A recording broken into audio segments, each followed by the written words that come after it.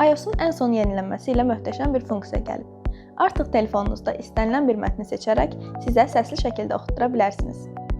Məsələn, qeydlər tətbiqində uzun bir mətniniz var ya da Safari-də oxutmaq istədiyiniz yazı. Ola bilər ki, həmin an əlləriniz məşğuldur və ya avtomobil idarə edirsiniz.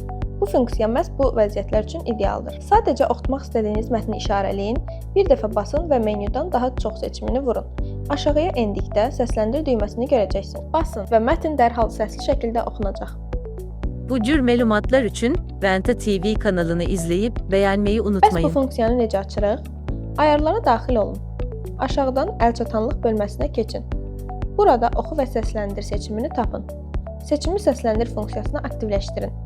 Artıq telefonunuzda seçdiyiniz istənilən mətni səsləndirə bilərsiniz.